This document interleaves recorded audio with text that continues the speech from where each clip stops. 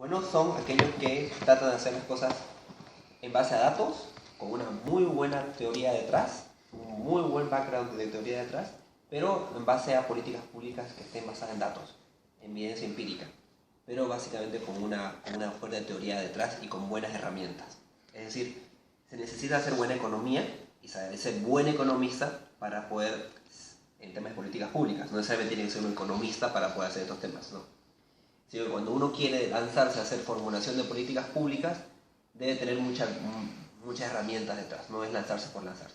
Entonces eso me llamó la atención y con eso fue que fui a hacer el máster afuera, estuve en Chile, tuve mucha matemática, mucha econometría y eso me ayudó mucho más a reforzar, cuando uno empieza a hablar de algunas políticas públicas, pues, a reforzar qué sirve, qué no sirve, porque el tema de la desigualdad, por ejemplo, vamos a ver, el tema de la desigualdad de ingresos, un tema que puede ser muy debatible, es decir, que el 1% de la población tiene el 90% de los ingresos, suena muy sentimentalista, suena muy duro.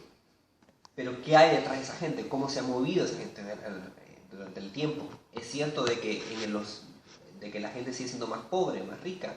Entonces eso te ayuda a debatir en base a datos y en base a teoría. Y a un fuerte data driven, que tu decisión tenga que tener siempre data driven, que esté en base a datos, que no sean simplemente ideas, sentimientos.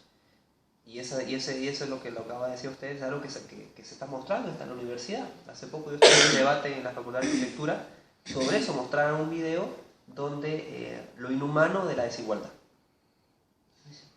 Claro, efectivamente es un problema, hay un problema detrás, pero no se soluciona con dar todo a los pobres, ni se soluciona con un impuesto del 40% como dice Piketty, ¿no?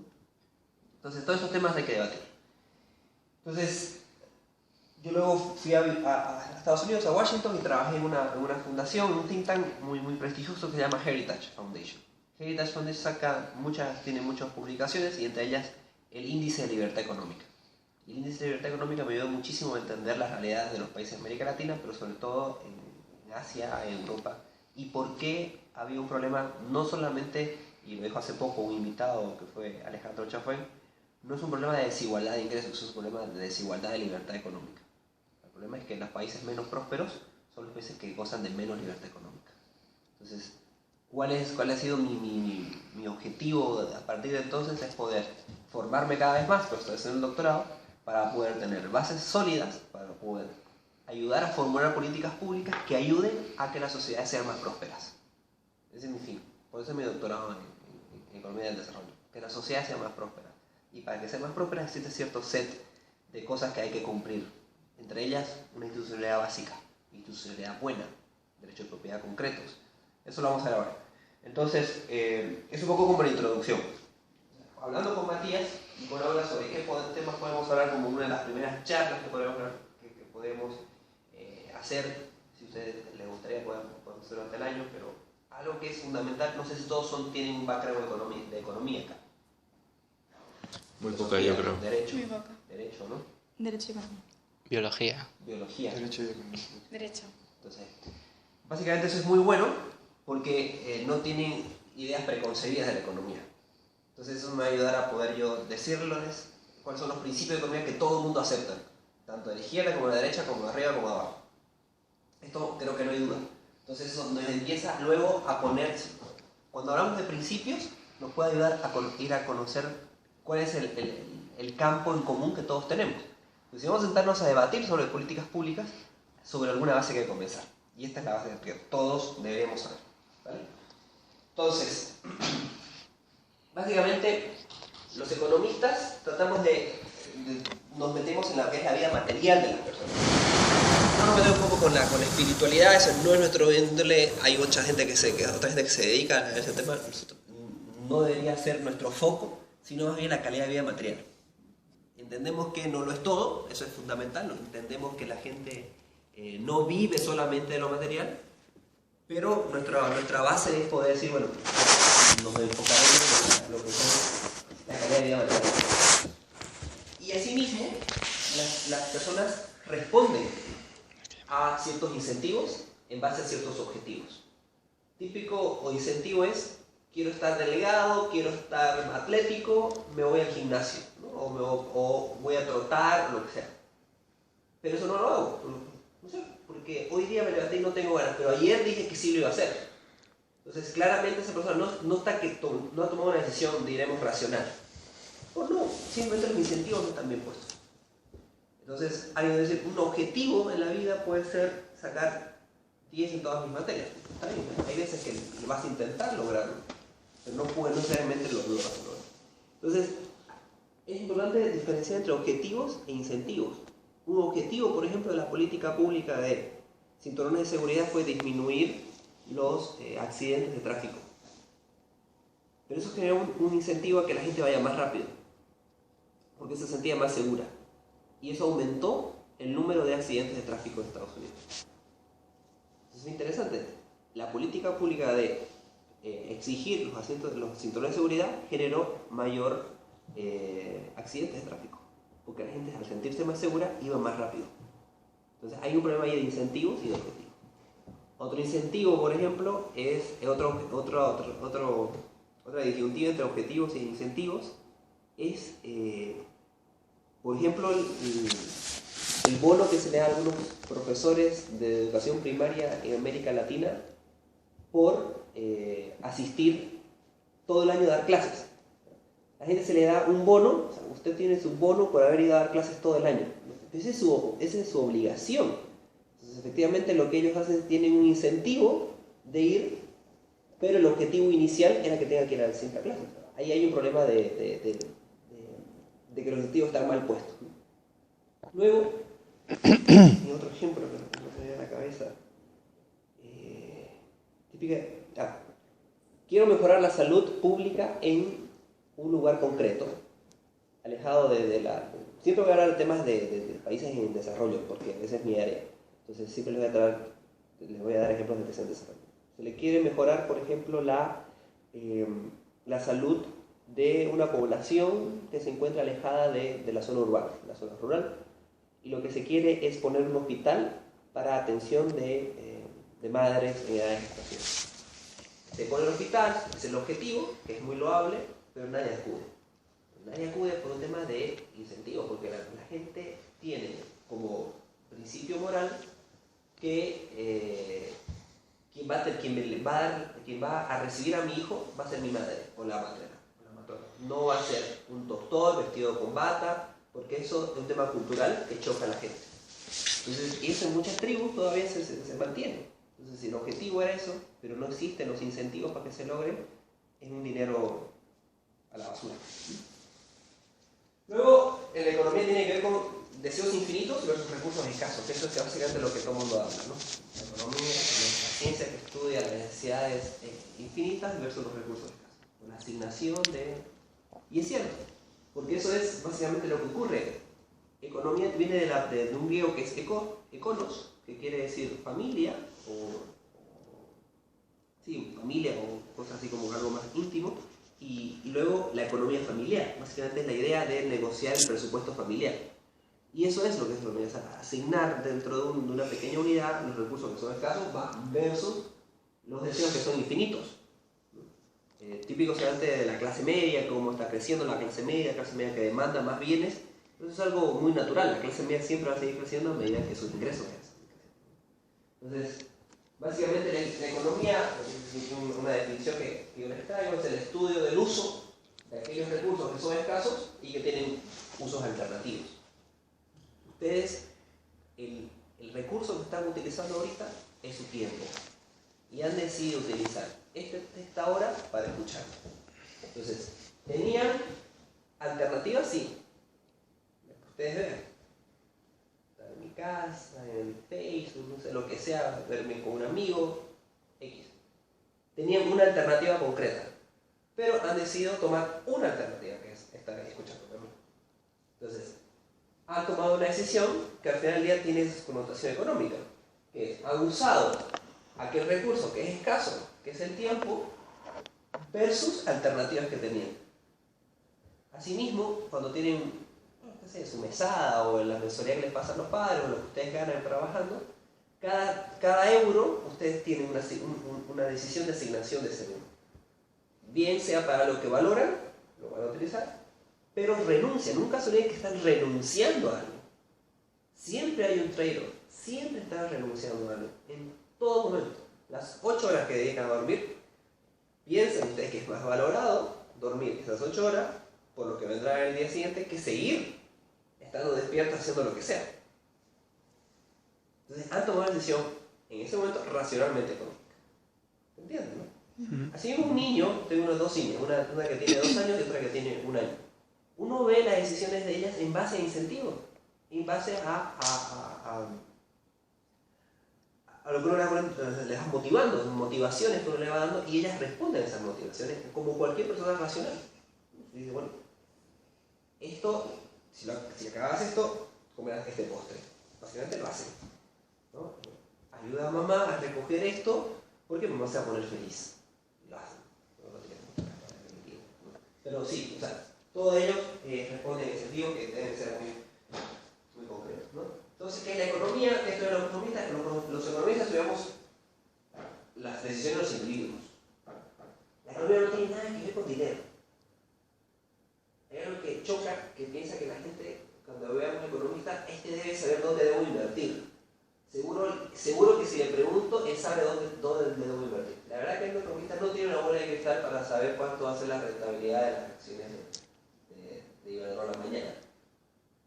Hay tipos que se dedican a hacer modelos econométricos de estadística para poder conocer ciertas cosas, pero no es su fin de la economía. Pero esta es estudiar las decisiones de los individuos. ¿Cuál podría ser la decisión de un individuo en base a ciertos incentivos? Asimismo se estudia cómo interactúan con los otros, básicamente cómo es la interacción de los individuos en el mercado. También el mercado, cuando se habla del mercado, no es un lugar físico, no es el mercador. O sea, el mercado no es un lugar físico, es la interacción entre individuos que quieren comprar algo o quieren ofrecer algo con individuos que quieren comprar ese bien o demandarlo. Es la unión entre oferta y demanda. Ese es un mercado. Entonces, esas son cosas muy importantes que a la hora de tomar decisiones nos va a ayudar. Además, los economistas les interesa conocer las fuerzas y tendencias que afectan a la economía como un todo. Por ejemplo, la inflación, el desempleo. Entonces, si se dan cuenta, de estos 3 puntos se han diferenciado 3 grandes cosas que siempre hacemos. El primer punto tiene que ver con las decisiones individuales. El segundo punto tiene que ver con la microeconomía. Y el tercer punto tiene que ver con la macroeconomía. Quizás han escuchado estas definiciones antes, si es nuevo con ustedes, creo que esto es mucho más intuitivo. La microeconomía es cómo los individuos interactúan unos con otros. Tiene que ver con precios, sí, tiene que ver con la derivada, que no sé qué. No, esa es una herramienta que nos ayuda a determinar ciertas cosas. Típico de clase de micro 1, el profesor saca, hay que sacar la maximización de la utilidad sujeto a ciertas cosas. Sí, eso es cierto. Pero la intuición detrás es que quiero conocer cómo los individuos interactúan uno con otro. Luego vamos a hablar, tipo de clase macro, vamos a hablar del desempleo. ¿El desempleo por qué es importante? Bueno, el desempleo es importante porque quiero conocer cuáles son las fuerzas que van a afectar las decisiones de los individuos. Si hay mucho desempleo, hay mucho paro, efectivamente tengo que saber tomar una decisión racional acerca de qué voy a realizar.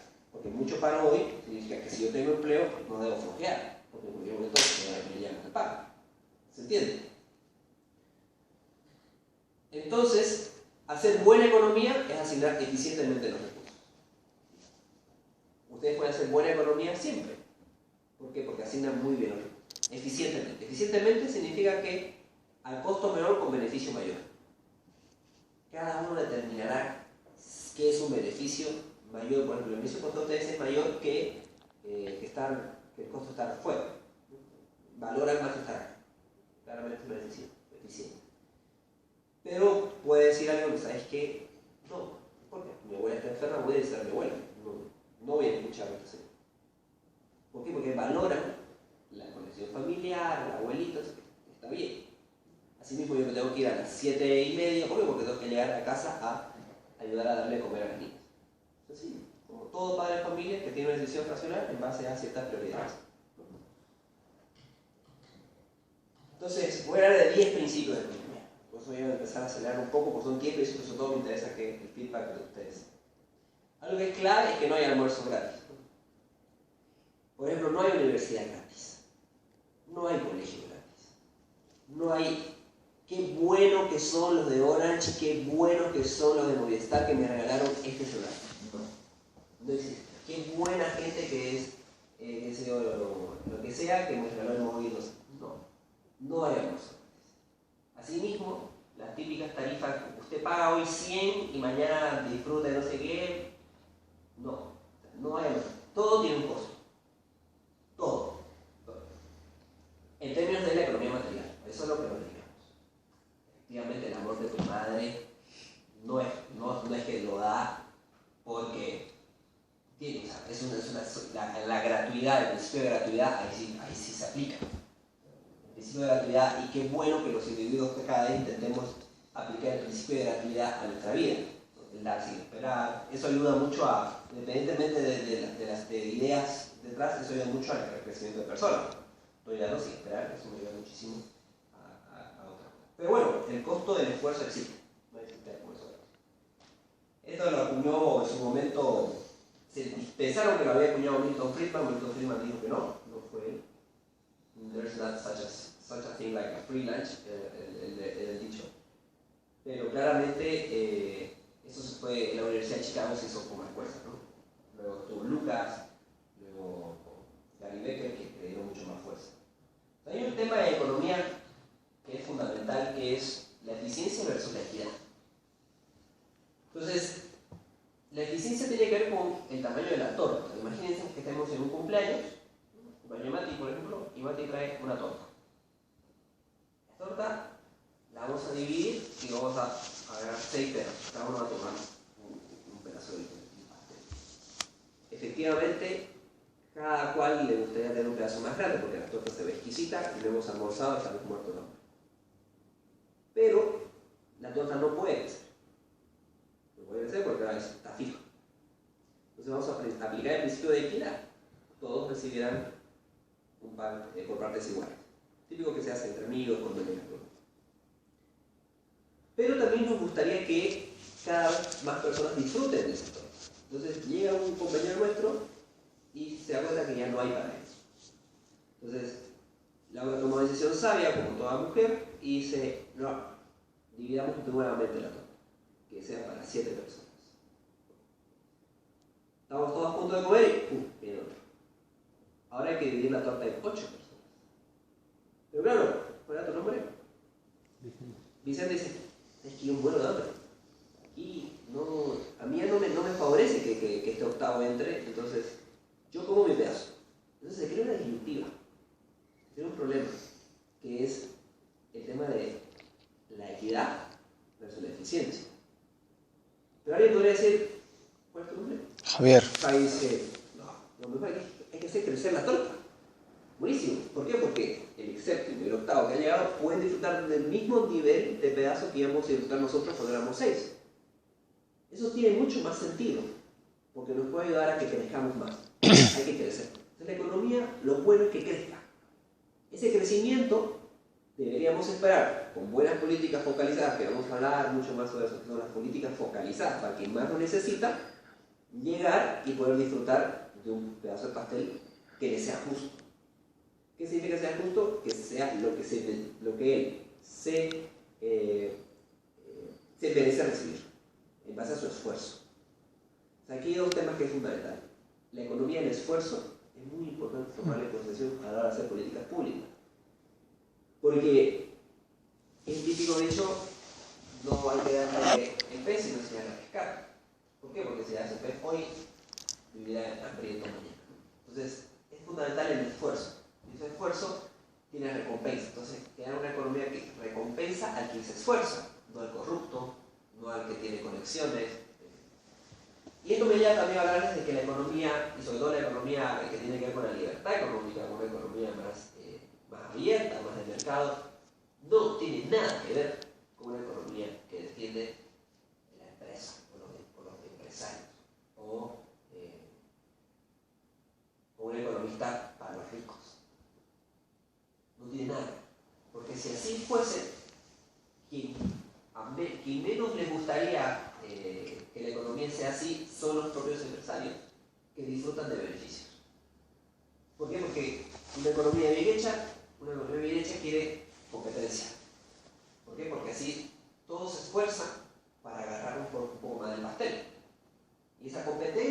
va a ayudar a que los demás se esfuercen.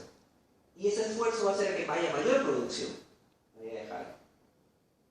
Pero si yo sé que Mati y Laura tienen ciertas conexiones con el pastelero y tal que a ellos les lleguen los pedazos más grandes, independientemente de después tenemos Laura también. independientemente de que Laura empiece a forzarse y demás, alguien va a quedar desanimado por esa decisión, ¿cierto?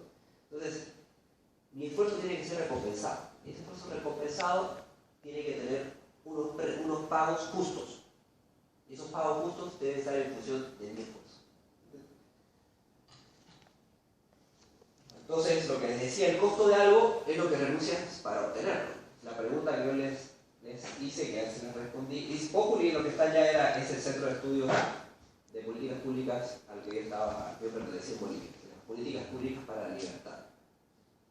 Y el costo, ¿cuáles son los beneficios y el costo de asistir a esta charla?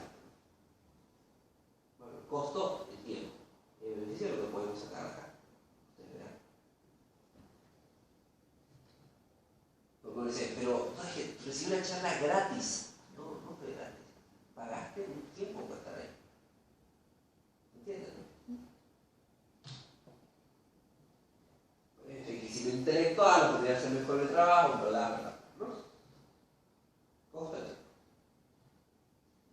Vamos a su mejor amigo entonces. Típico que cuando esta charla, el mejor amigo de un economista no es su novia, no es su novio, no es su esposa, su esposo, es el costo de oportunidad. Siempre en los economistas hablamos del costo de oportunidad. El costo de aquello que renuncio para poder lograr. Es decir, el costo de mi segunda mejor alternativa. Por ende hay una diferencia muy grande entre el costo contable y el costo económico.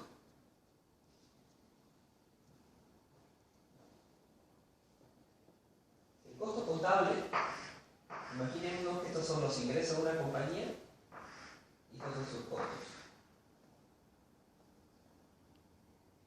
Una economía está saneada, se entiende, una empresa puede estar saneada, digamos saneada, cuando los ingresos son iguales a sus costos. Entonces, bueno, es una empresa que funciona sin incurrir en deuda. Pero esta empresa podría seguir en deuda si, solo si a los costos contables se le agregan los costos económicos. Y este es el costo de oportunidad. Toda nuestra inversión que pudiéramos haber hecho, como empresa por ejemplo, tiene un costo de oportunidad. Pudimos haber hecho otra cosa. Hay que contabilizar eso, hay que tomarlo en consideración a la hora de poder hacer una decisión. Por ende, es típico que el costo de oportunidad de una inversión es la tasa de interés. Porque es la segunda mejor opción, podemos haber puesto el dinero en el banco.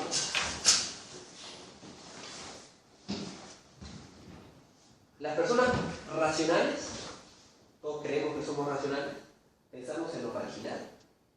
Típico que cuando vamos a un restaurante, bueno, como ustedes están entre amigos, por ejemplo, están comiendo patatas fritas, lo que sea, y típico que queda la última patata, que nadie quiere agarrar, o el último pedazo que nadie quiere agarrar. Hay una decisión que es, no lo hago porque no quiero quedar mal, o quizás estemos Mati y yo solamente, ella está lleno, ya llegó a un nivel de que ya no puede comer más. Una adicional le generaría un costo, que es sentirse muy bien, pero para mí no, entonces yo la tomo. Entonces, no es que vamos a decir, pidamos más para otro paquete, no es una decisión del todo o nada. Los individuos no funcionamos como del todo o nada. Una hora de estudio adicional, por ejemplo, suena más lógico que voy a volver a estudiar toda la noche. No, pero si estudiaste 5 horas, una hora más. Típico cuando uno está en el parqueadero, ¿no? En la calle, la zona azul, por cada 5 minutos adicionales uno tiene que poner 5 centavos. Son decisiones racionales porque uno va poniendo en base a lo que va utilizando. Entonces, ¿qué quiere decir con esto? Que cuando hablamos de lo marginal, hablamos de las decisiones inmediatas, pero de muy corto plazo, de las que tengo que tomar ya. Y eso ocurre porque los individuos no somos decisiones, somos individuos que de todo o nada. Eso, por ejemplo, una cena, comemos ese pedazo adicional de carne o no, ¿no? Trabajamos una hora más. Entonces, así como pensamos en lo marginal, hacemos análisis de los costos marginales versus beneficios marginales.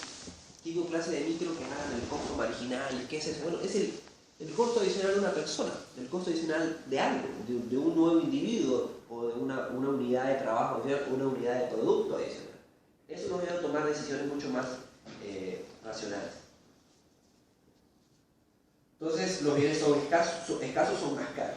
Al final, esa era mi idea con este principio. ¿Por qué los bienes escasos son más caros? Veamos.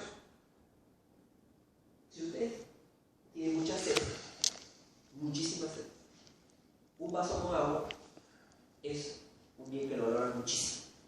Muchísimo. Tómame el vaso con agua. Yo les presento 10 vasos con agua. El segundo vaso con agua lo van a tomar de una manera igual de agradable que el primero, pero con menos fuerza. ¿Le pago? El tercero ya no tanto.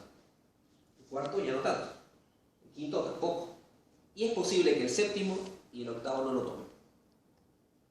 ¿Por qué? Porque ustedes funcionan en base a utilidades marginales, decrecientes. La utilidad del primero, el beneficio del primero, era tan alto que inclusive podían pagarme lo que sea para poder tomar.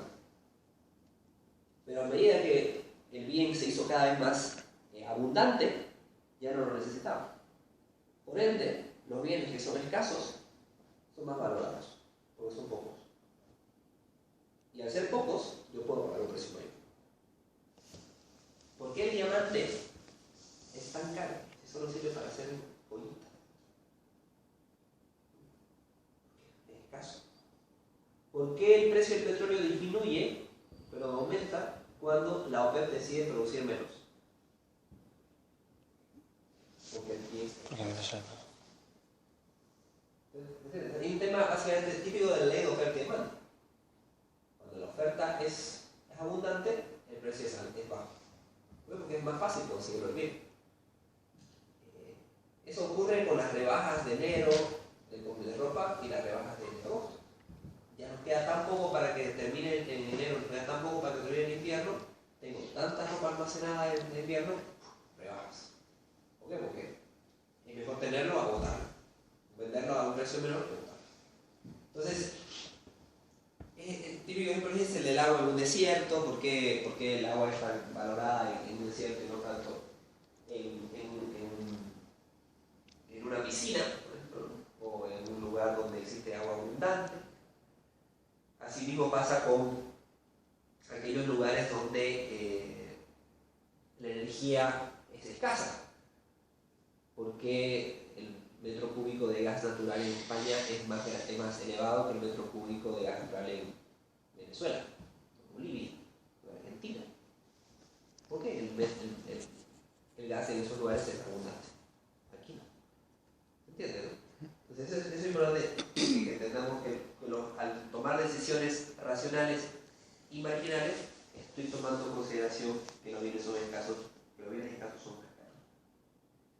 Y típico, las personas responden en incentivo. La típica pregunta que le hacen a la gente cuando van a estas charlas de motivación, ¿qué te mueve en la vida? Así ahí empiezan a hablar de lo que les mueve en la vida.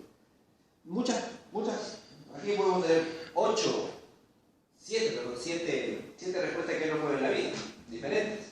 Inclusive ustedes pueden pensar hoy algo que les mueve en la vida y dentro de unos años sea otra cosa que les mueve en la vida. Me pasa a mí, me pasa a cualquiera. Las personas van cambiando en base a motivación. Pero eso que te mueve en la vida te hace tomar decisiones. Por ejemplo, típica pregunta, aquí no sé si saben qué es chinelas, ¿no? Son como pantuflas. ¿Sí? ¿Cuál es la consecuencia de aumentar el precio de las pantuflas?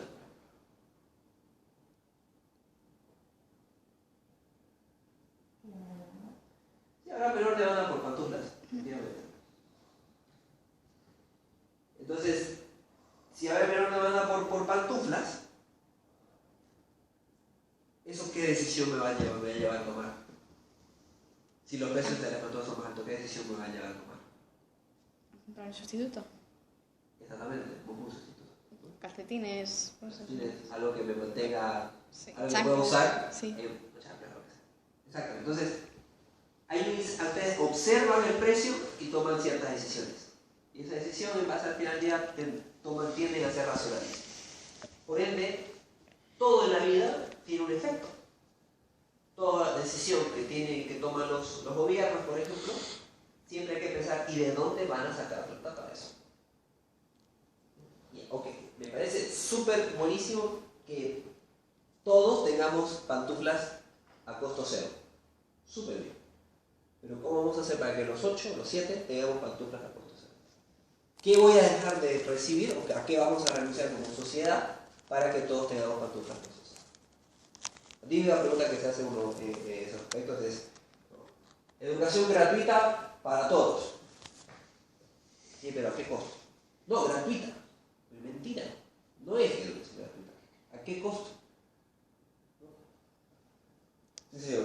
Seguro de desempleo para todos. Sí, pero ¿a qué costo? ¿Qué vamos a dejar de? ¿Cuál va a ser lo que se va a renunciar la sociedad y yo como individuo a qué para lograr eso?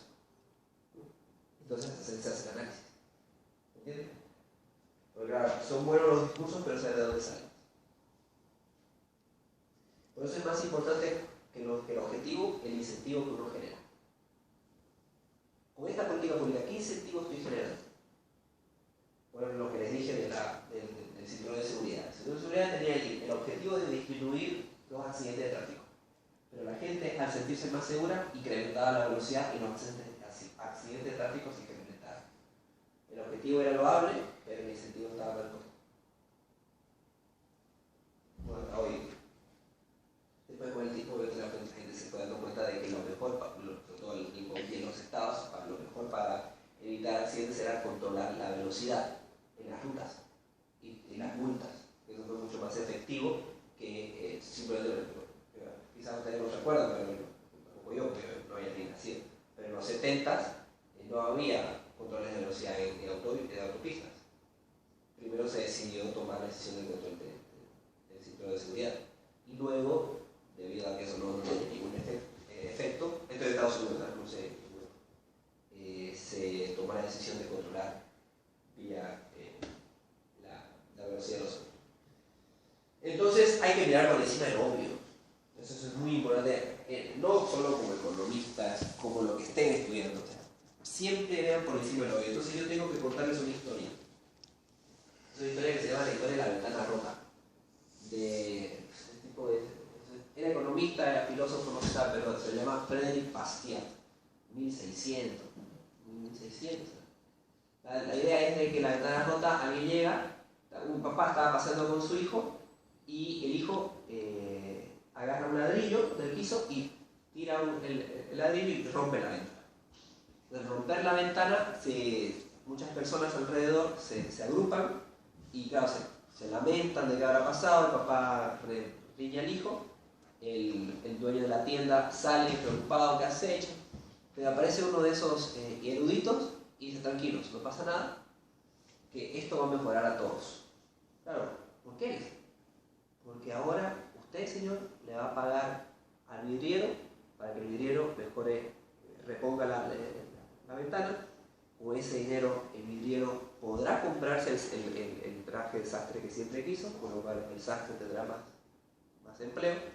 Usted, señor sastre, podrá comprar aquel vestido que siempre quiso su esposa, por lo cual la modista podrá tener más empleo. La modista con ese dinero podrá comprar la carne que siempre quiso para el cumpleaños de su esposo, el carnicero. Entonces, todos felices. El tipo ovacionado quedó contento. Pero detrás de toda esta gente había alguien que dijo: no, eso es mentira. La sociedad está peor. Porque ese dinero que usted, padre de familia, dejó de utilizar, porque ahora, por pagar el vidrio, ese dinero usted pudo haberlo utilizado en otra cosa. Y ese dinero pudo haber hecho crecer la economía. Con lo que hemos hecho es simplemente reponer algo que ya habíamos perdido. Por ende, quizás estamos en la mejor de las situaciones, si en los peores casos, mejor que antes, pero no mejor. no peor, no peor o mejor, o igual que antes, pero no mejor. Entonces, siempre hay que mirar por encima del obvio, lo que no se ve. Y eso es muy importante a la hora de tomar decisiones. Tal vez no es que lo escondido, sino qué pudo haber ocurrido sí. ¿Qué pudo haber ocurrido sí? No voy a extender muchos ejemplos que puedo hacer muchísimo. Una cosa es que el comercio hace que todos estemos mejor. El principio de economía es clave. Cada uno, todos somos personas que vivimos en una isla, y al vivir cada uno en una isla, en 7 islas, no tenemos conexiones. Con lo cual, si yo tengo alguna necesidad, lo que tengo que hacer es proveérmela a mí mismo. Y en un móvil, no, yo tengo que aprender sistemas y tengo que hacer.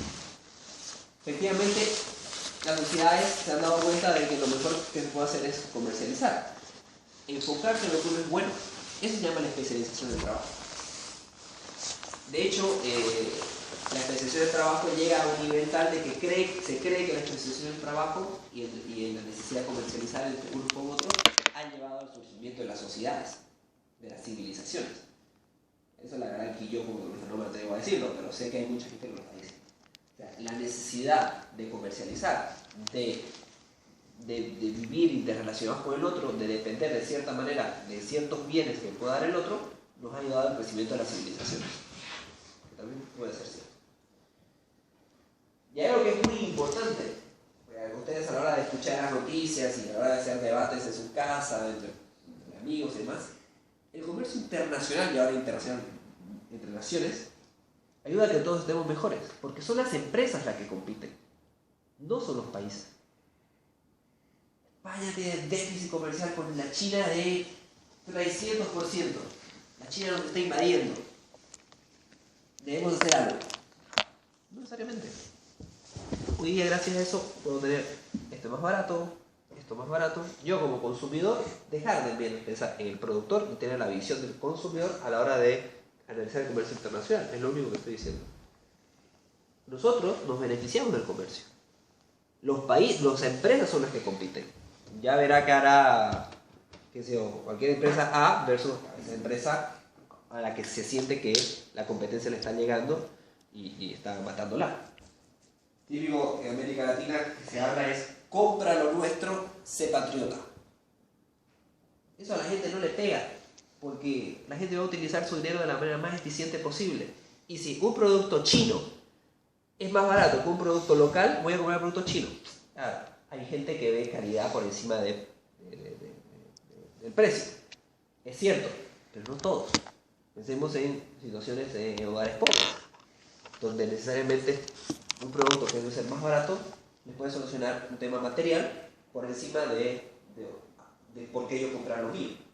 Por eso es que el proteccionismo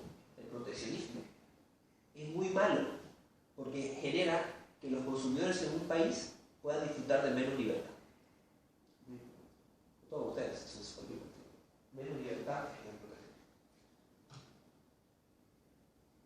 Si nos arreglamos el mundo, imaginemos un día sin comercio, ¿no? Sería ¿cómo llego a la U si no tengo una esa que nunca fue producida en Alemania, entonces nunca pudo ser importada? Ya de hecho no puedo llegar a lo que cambiar.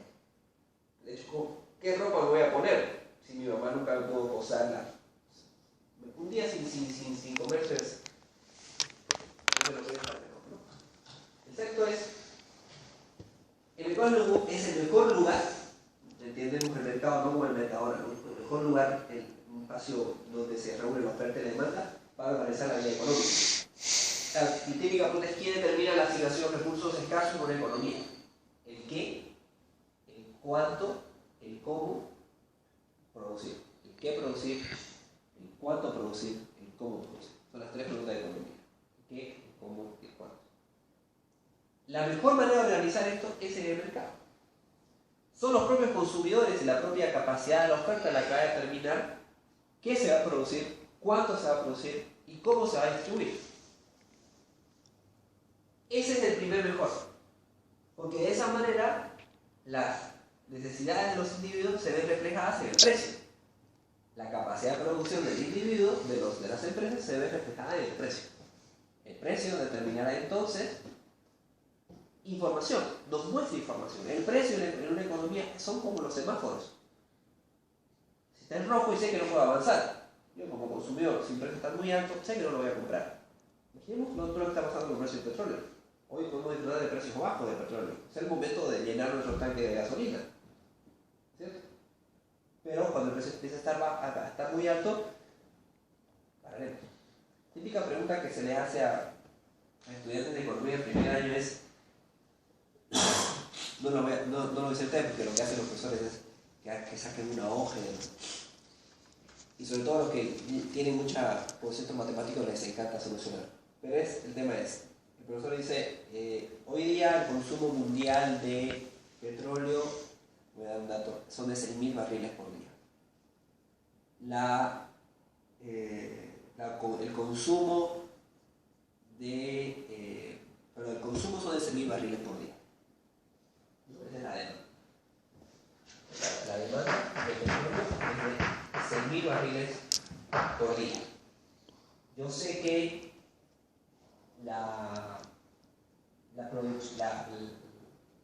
todo lo que es el inventario, todo el almacén de petróleo es de 50.000 barriles.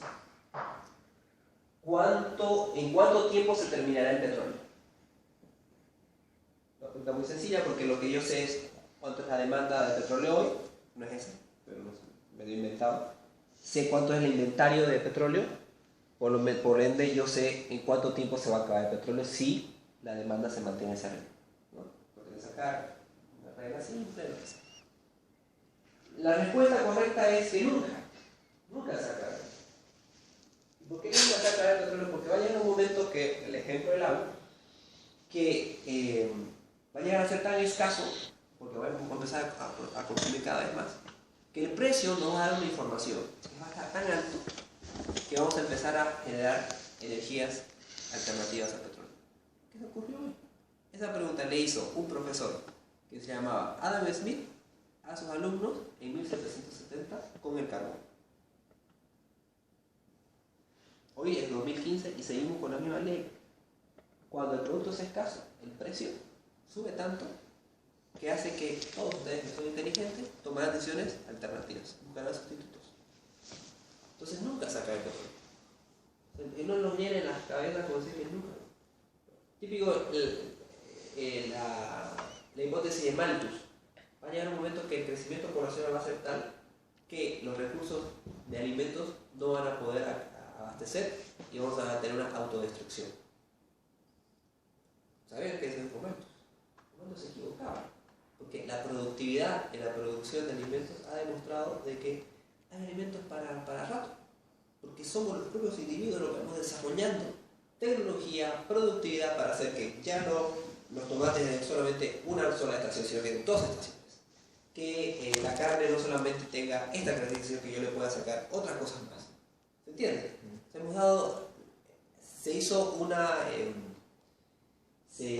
Se subvaloró la capacidad de innovación del hombre. Sí. O sea que algunas cosas son 7. No, sigo, no te preocupes. Sí. Ya estoy un poquito más, sí. Ah, bueno. Es que me interesa por esa. Y lo bueno es que en la economía de mercado las decisiones son tomadas de manera descentralizada. ¿Qué significa? Que ustedes son los que toman las decisiones. No tienen por qué imponerles a alguien o algo una decisión. Eso tiene que ver mucho, por ejemplo, con el tema de la educación pública, gratuita y obligatoria. Lo que se hace es que al ser gratuita y obligatoria, genera que yo tengo que asistir a un colegio que, por ejemplo, que esté más cerca de mi vivienda, pero debo aceptar el contenido que ese colegio. O sea, no tengo la capacidad de poder decidir irme a otro. Algo que soluciona eso son los vouchers de educación. Un voucher de educación es, yo a Laura le doy un papelito que dice, este papelito vale por un año de educación en el establecimiento donde usted quiera. O sea, usted elige. Yo como padre de familia, que soy el único que debe decidir sobre la educación de mis hijos, decido a dónde llevarlos. No por mi condición de que no tengo un ingreso para pagar un colegio privado, debo verme restringido. Y eso ha ayudado muchísimo a mejorar la calidad de educación en los países de desarrollo. Sí. Yo a mí en ciencia empresarial como me enseñaban esto,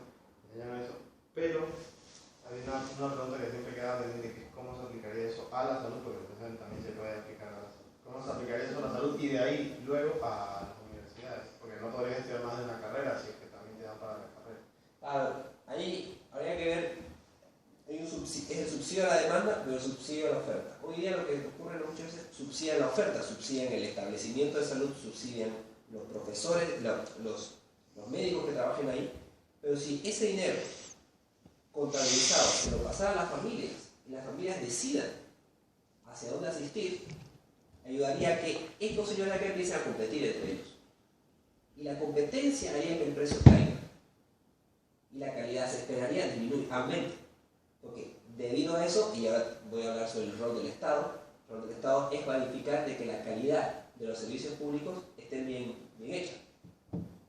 Por ende, lleva a que el Estado libere recursos hacia los individuos y que los individuos decidan en base a ciertas líneas de orientación que da el Estado sobre lo que se entiende sobre calidad para estos individuos. La pregunta que haces es, ahora, ¿cómo yo hablo de salud? De la misma manera, vouchers de salud. Ahora, yo creo que tú puedes contabilizar cuántos meses va a ir al colegio un niño, pero no puedes contabilizar cuántos meses le va a quitar otro. Sí, el tema va a ser ahí que el voucher aplicará dependiendo de cuál es el examen que haga el médico. Esto no aplica a su voucher porque usted está viniendo solamente por... O sea, se sigue considerando el criterio de una seguridad social. Bueno, es que puede convivir, eso es lo muy importante, que puede convivir una seguridad social gratuita, que no es gratis, pero que la da el Estado, y con vouchers. Eso es lo que ocurre, porque de esa manera se mantiene que ciertas personas que prefieren seguir manteniendo la seguridad social, o sea, le siguen dando la libertad a las personas para decidir. ¿Entiendes? Yo creo que puedo aportar algo. Creo que podría ser, si tú vas al médico y tienes un hospital cualquiera, el que prefieras, vas, te diagnostica lo que sea y tú le reportas eso al Estado de alguna manera o le enseñas en plan la tarjetita o lo que sea, entonces sea el Estado el que lo pague, ¿no? Sería algo... Lo mismo, la seguridad social, la sanidad pública. Bueno, sí, pero vamos, yo creo que a lo que va es pues lo mismo que la educación. O sea, lo que pasa es que el Estado ya no mantiene el edificio, tal, sino que, o sea, que ¿Cuál no lo mantiene es tu directamente. duda? Sí. Lo que digo es, o sea, la seguridad social es un seguro privado público.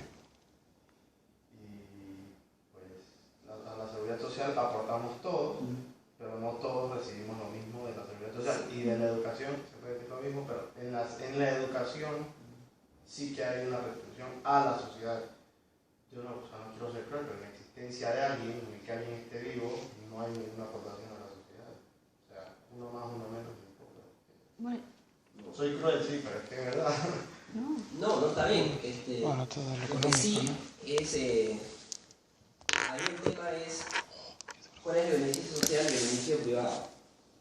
Efectivamente, la educación da unos beneficios privados por encima del beneficio social. ¿Por qué? Porque es el individuo el que se beneficia de esa educación y por ende tendría la oportunidad de tener un ingreso en el futuro. ¿Entiendes? El tema de la salud, cuando tú llevas el tema de los vouchers a la salud, tienes que entender también que todavía cuenta. Entonces, bajo ese principio, si todavía da cuenta, creo que habíamos hablado de unas cosas al inicio, que hay ciertas cosas en las cuales todos tenemos que estar de acuerdo. Si todavía da cuenta, uno esperaría de que esa persona tomará decisiones sobre su vida de una manera muy, como ella vea conveniente. ¿Entiendes? Entonces, por ende, utilizará la salud de una manera también conveniente. Puede que lo utilicen mal. Para ende, están los mecanismos para poder penalizar a quien lo use mal. No sé si esa es tu duda puntual acerca de cómo lo va a utilizar el voucher o no. Bueno, no, yo trataba de evitar todo el planteamiento económico de la libertad. Es lo que les digo a ellos. A mí no me parece que debemos comenzar por la economía, que es lo mejor. Pragmáticamente, ¿qué debemos mejor? Es que se ha beneficiado a la sociedad, se ha beneficiado de este otro, no. Para mí podría haber una sociedad totalmente pobre, podría haber una sociedad en donde todo el mundo se odie, bueno, no sería tan social, pero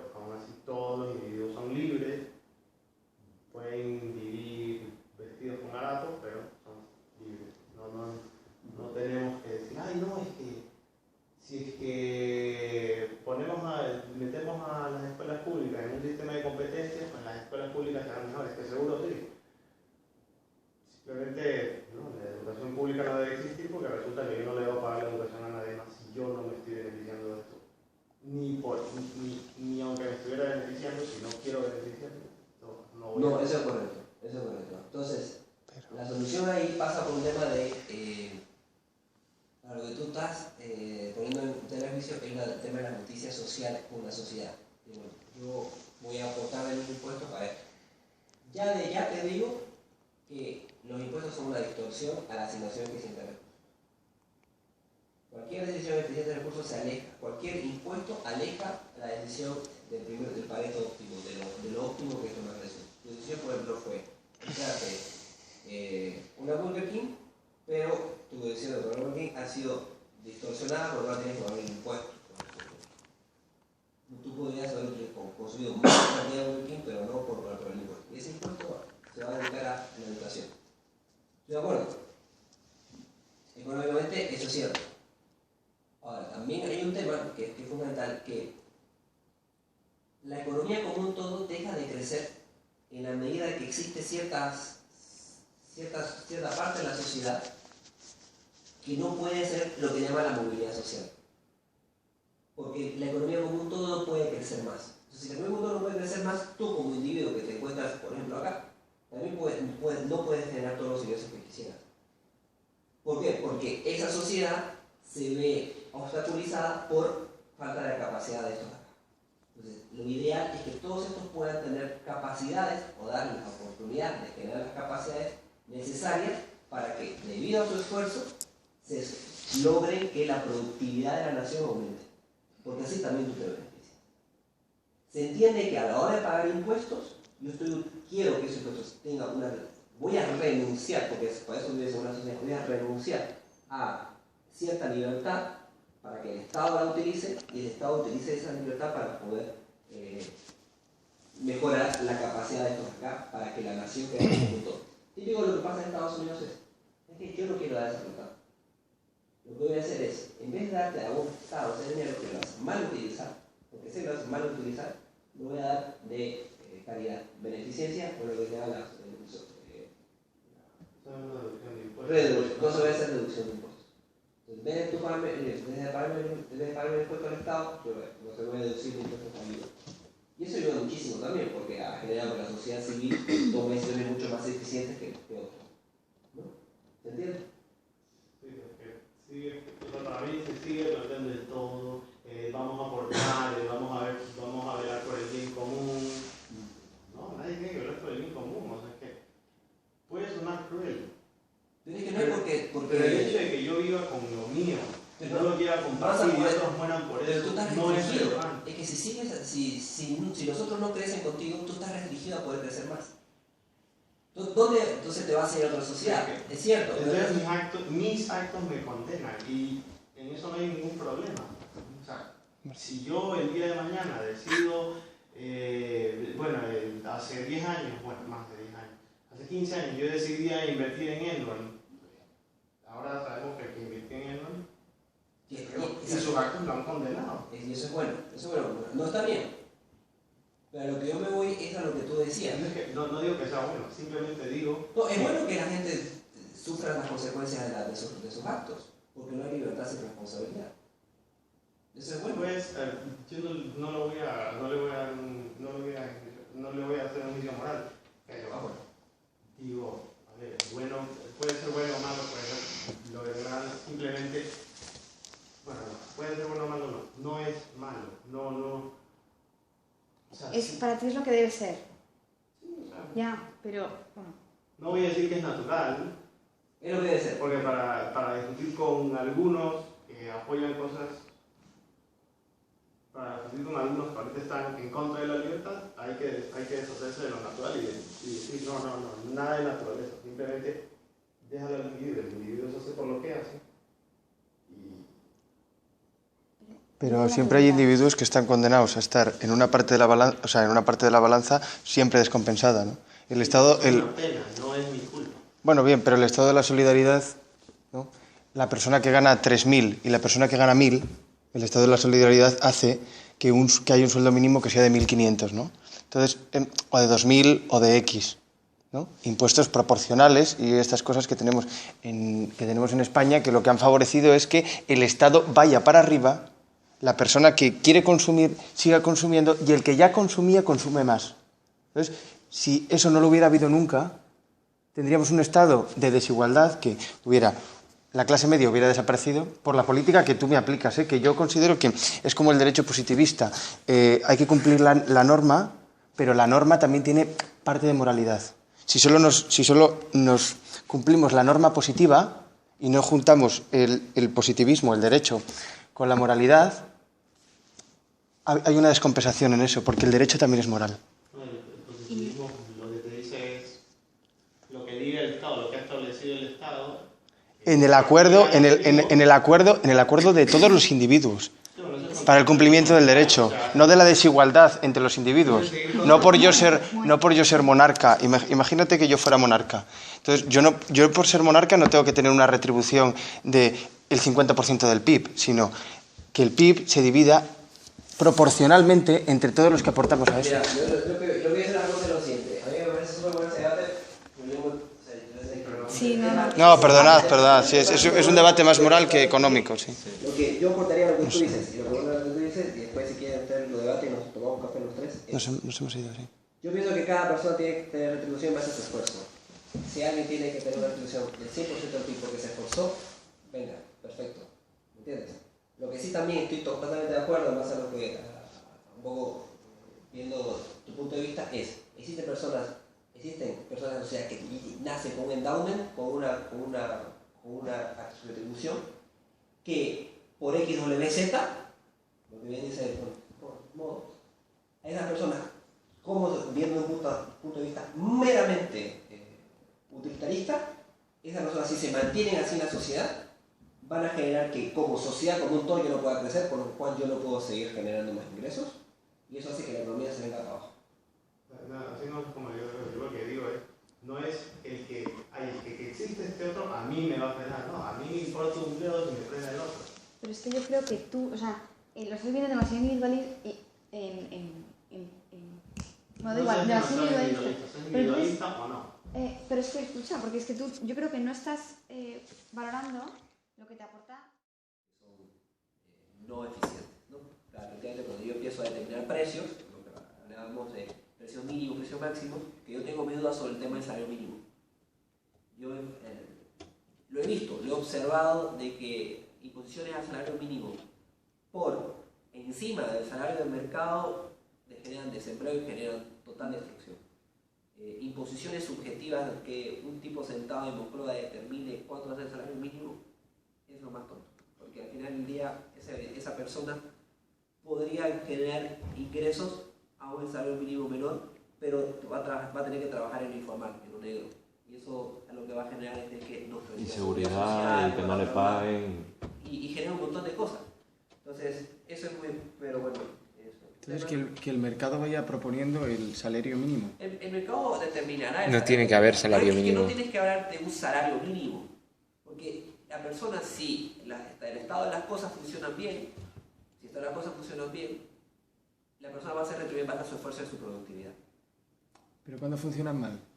Funcionan mal cuando... Lo de mal es subjetivo, ¿no? Subjetivo. Aquí voy. Entonces, el tema es lo siguiente. Si tú tienes un salario que pacto entre los dos, moralmente el salario es bueno. Moralmente tú has aceptado ese salario. O sea, hemos tomado es la moralidad del capitalismo.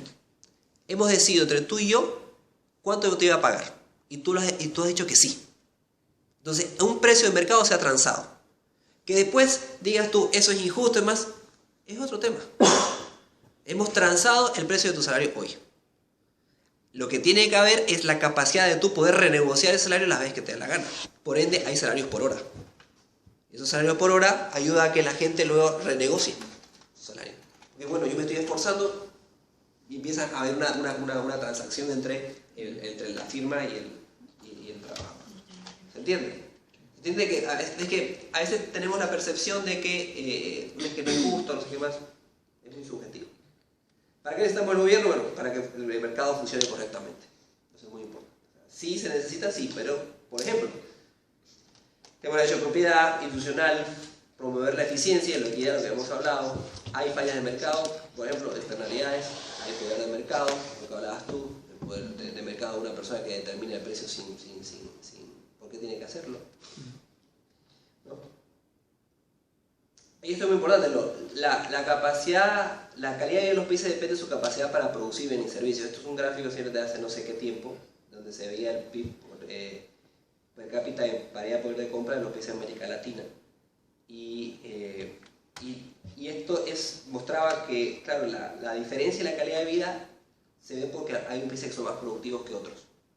Su capacidad de producción determinaba su calidad de vida. O sea, a medida que hoy día, con este endowment que tengo, que son 1 hora, ¿cuánto puedo producir? Bueno, voy a sacar el jugo. Y eso es lo que con los recursos disponibles se hace mayor producción. Esa se llama productividad, ¿no? La clave es cómo proponer incrementar la productividad. Y algo que es fundamental, voy a ver un poco lo que es macro.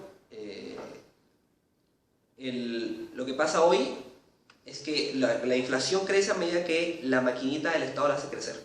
Entonces lo que decía Jesús Huerta de Soto, el tema que pasa es que el ciclo lo han creado los Estados, porque los Estados han determinado el monopolio en la creación de dinero, y esa creación de dinero genera inflación. Y esa inflación distorsiona precios. Y esa distorsión de precios genera movimientos cíclicos, ¿no? Y eso es lo que ocurre cuando el crecimiento del dinero es elevado, se genera inflación. Por XW, decido que si yo estoy tan endeudado voy a empezar a emitir dinero, bueno, pero si ese dinero no está respaldado por producción, inflación segura. Y en el corto plazo hay un trade-off entre inflación y desempleo. A veces los estados permiten inflación en el corto plazo para poder disminuir el desempleo. Lo que sí, eso no está corroborado es en largo plazo. Largo plazo, y cuando uno dice cuánto es largo plazo, cuánto es medio plazo, no necesariamente hay que poner cierto número de años. Bueno, en resumen, los individuos tomamos decisiones, ¿no?, que tienen que ver con cómo enfrento hoy la decisión de una alternativa. Siempre hay un trade-off, cuál es el costo de oportunidad de algo versus la opción que yo tomé.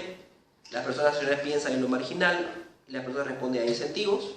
Cómo interactúo con los individuos, el comercio hace que todos estemos mejor, el mercado es el mejor lugar para organizar la actividad económica, y existe un espacio porque el Estado puede mejorar los resultados. ¿Sí? ¿Cómo funciona la economía en su conjunto? Bueno, el tema de la calidad de vida, con la productividad, los precios, la inflación, y existe un trade-off entre inflación y desempleo en el corto plazo. Todo esto nos determina qué es la micro, de lo que hemos hablado: formación de precios, poder de mercado, decisión de compra o venta de productos, decisión de trabajar o no, la asignación de bienes públicos entre muchos demandantes. Y la macro tiene que ver con los agregados económicos: inflación, el PIB, el empleo y el crecimiento, por supuesto, fiscal. Ya no voy a hablar sobre esto porque si no se me va a hacer tarde, pero bueno, en definición hay algo que lo hablaban ustedes, lo que es economía positiva y lo que es economía normativa. La idea es de que cada vez hagamos más economía positiva y menos economía normativa. Que tratemos que afirmaciones subjetivas como el debería ser y demás sea cada vez menos frecuente, sino en el análisis económico es qué es lo que es, lo que se observa. Y eso a través del estudio científico de las cosas. El método científico es fundamental. El método científico es clave. Yo observo algo, planteo una hipótesis, la corroboro y la confirmo. Eso, ¿no? La economía, por ende, la economía positiva tiende a ser más una ciencia, y la economía normativa funciona como asesores políticos. Debería ser. Eso. Muchísimas gracias por